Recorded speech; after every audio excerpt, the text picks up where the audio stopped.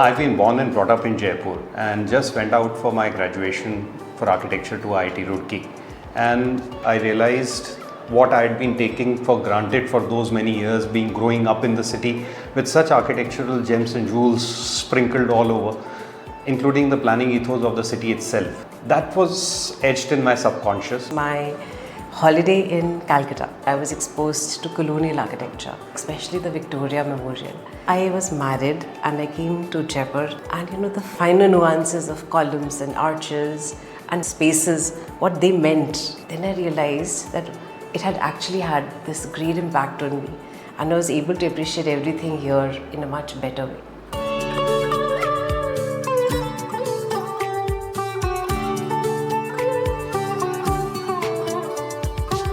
Taj Rambagh Palace, labor of love for us, took us almost 12 years to finish. Take it from a lived-in palace as a royal residence to one of the best luxury hotels in the world as on date. Royal family, who were our patrons and clients, had travelled internationally.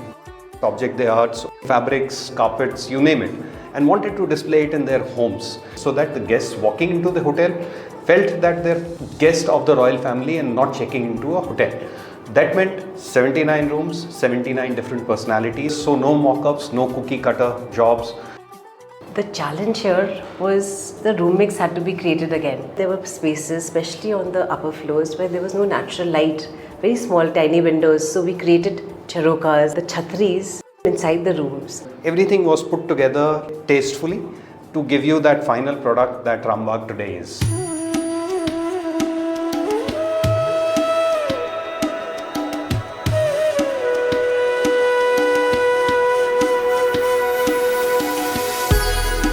For Rambagh Palace, we looked at the art and craft styles of Jaipur. Start off with brass embossing work, which was used extensively in the doors. The silver frames and tikri work, which is broken mirror work out of Rajasthan. Base is lime, frame is silver. Details in mother of pearl, finely carved wooden pieces. For me, peacocks were very, very important. So there was a whole suite, the peacock suite, and which also went into the presidential suite. And so we had these beautiful embroideries done, both in shears as well as the silks. And if you see the cushions, give a little bit of kick, but it was still subtle.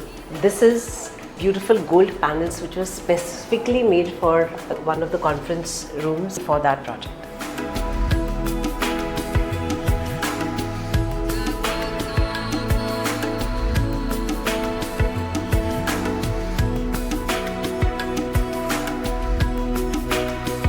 History is what defines us, and you have to look at what the ancestors built, interpret it in a form that gives it a progressive outlook while building on the foundations that our ancestors defined for us. For example, look at the skyline that we have in Jaipur. Chhatris define the skyline of Jaipur.